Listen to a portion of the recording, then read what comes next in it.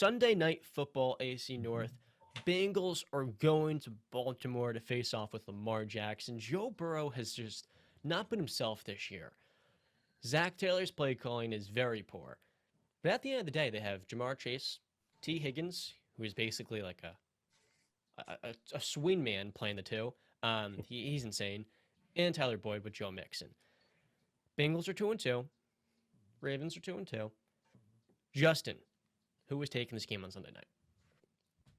Ravens have had some colossal losses at home right now, and this is a tough one. So they're back on their home turf. Sunday Night Football, all eyes on them.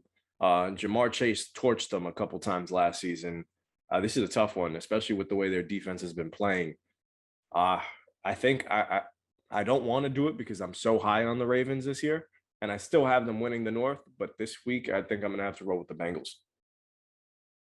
I absolutely have to. I think they'll click. I think the Bengals have been just waiting for the right game. This is the time to show it. I told you guys that the game against the Jets wasn't their coming out party, but they go out there, they beat the Dolphins at home.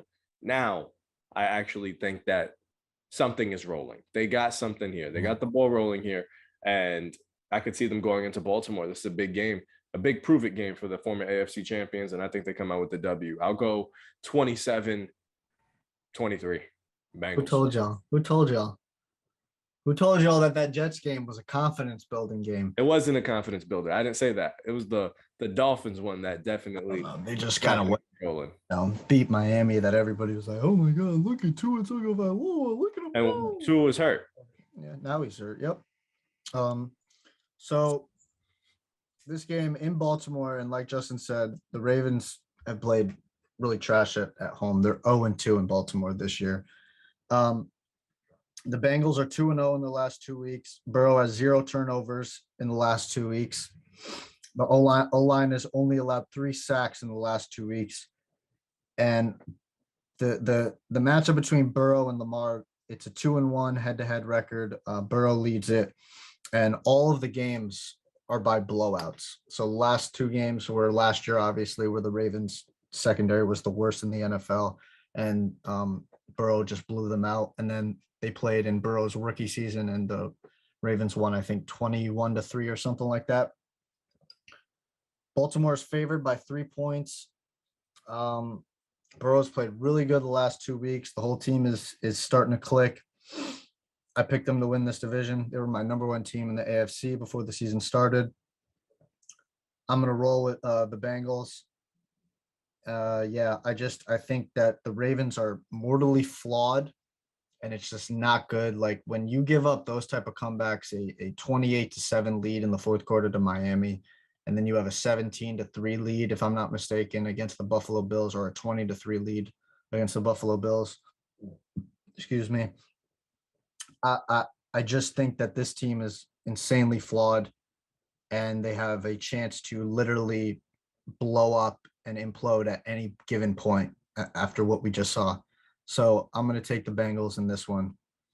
I think their offensive weapons are going to go off against the second. I mean, Marlon Humphreys has been playing very good, but the rest of the secondary as a unit is just not playing well, minus their last week game against the Bills, where they actually played very well against Josh Allen. They haven't played well for the last 19-20 games. So give me the Cincinnati Bengals. I'll say I don't think this one's going to be a blowout. I think this is going to be their first close game.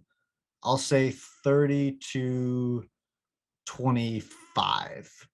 Bengals. You know, I just wanted to do some research before you go, John. Last year, the Bengals swept Baltimore. In their first game that they went up against each other, they won 41-17. Jamar Chase had 8 receptions for 201 yards and a touchdown. In the second game, Bengals dropped another 41 nugget on their heads, won 41-21. Jamar Chase 7 receptions for 125. So it seems like the Bengals had their number last year. We'll see if that continues on Sunday night. The secondary was insanely ravaged with injuries last year, though. That's true. That's true. But they still aren't looking great this year. No. Go ahead, Johnny boy. The Ravens are favorites at -3. But Brandon, I don't get your vendetta against this Baltimore secondary, because it's not been the problem It just hasn't been. It's a symptom of a pass rush that is not good. It's the strangest thing. Marcus Williams is playing at damn near like an all-pro, at least Pro Bowl level. Marlon Humphrey's getting right. He's one of the top corners in the league. Marcus Peters, he's also getting right off of his torn ACL. It's one of the best secondaries, and if it hasn't already established itself as one, it will be by year's end.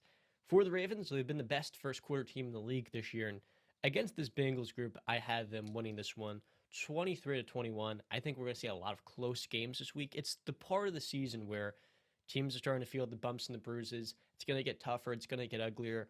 But this Baltimore rushing attack with J.K. Dobbins being healthy for a second straight week, Gus Edwards is not playing, but Justice Hill is doubtful for this game.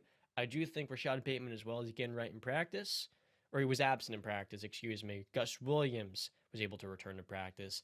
I think they're starting to get a little bit more healthy. They're getting a little bit more juice, a little bit more depth as well. So I think they will have the nod in this one. Lamar Jackson, he's going to get right back on track on this MVP tour. The Ravens are going to start off 3-2. Yeah.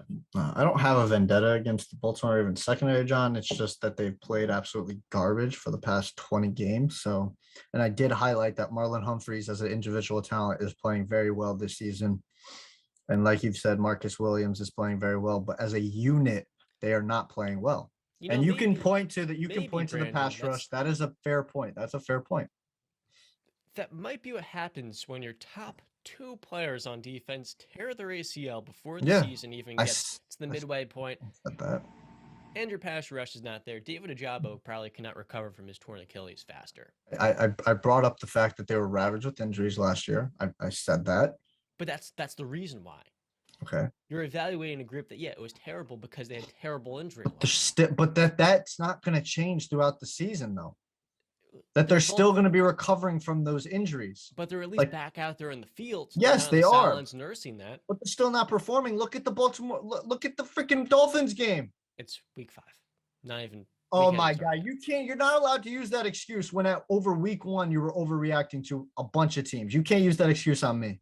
No, that doesn't work. Unbelievable. Because that's what I say. You won't even give them the mid-season to get back on track. What are you all right, if they prove me wrong, then they prove me wrong. But I'm saying if their ACLs are still recovering, or ACLs are still recovering, that's still going to be there throughout this whole season. Now, if they get it back together through the end of the season, I will be the first one to sit up here and say they got it together. But right now, currently, as we sit, what have they shown me to say they've gotten it together besides the Buffalo game, where they played a very good game against Josh Allen in the passing game attack? Marcus Williams is leading the league in picks. All right, but when you blow those 2 games, 28-7 in the fourth quarter, they allowed how many points in the fourth quarter? They were playing against 2. Tua Tagovailoa, Tyreek Hill with rookies out there, and Jalen Waddle. It's basically impossible to stop Tyreek Hill. Yeah. And when the Buffalo Bills just did they not? What do you have, like 2 catches for 33 yards or something? It is the second best defense in football. Yeah. Oh, second best. But you're over here singing the praises of the Ravens defense, that they can play very good, that they have one of the best secondaries in the league. Talent-wise, they do. I agree with you. Talent-wise. The best indicator of future performance is past performance. Marlon Humphrey's been all-pro corner. Marcus Peters has been an all-pro corner. And Marcus Williams playing an elite level right now. Okay. I hope that they get it back together. I hope so. Because right now they're disrespecting the Ravens' legacy. When you're evaluating Jalen Armour-Davis and Kyle Hamilton, their second NFL starts, and saying, the secondary is cruddy, it's not really a fail. Hey, John, can I ask you a question? Is their pass rush going to get any better this year? No. Okay, then how are you going to make that? They did add in Jason Pierre-Paul. That's great. You just said they're not. So if the pass rush isn't going to get better, we all know how it works. If your pass rush ain't getting it and you're giving that quarterback 3, 4, 5 seconds, which is an eternity in NFL, the secondary can only cover for so long. That's very true. Yeah. Very true. But, we'll see what happens throughout the season. Ronnie Stanley is getting closer and closer to his return. I don't think Colby really. You say this every week. He's closer and closer.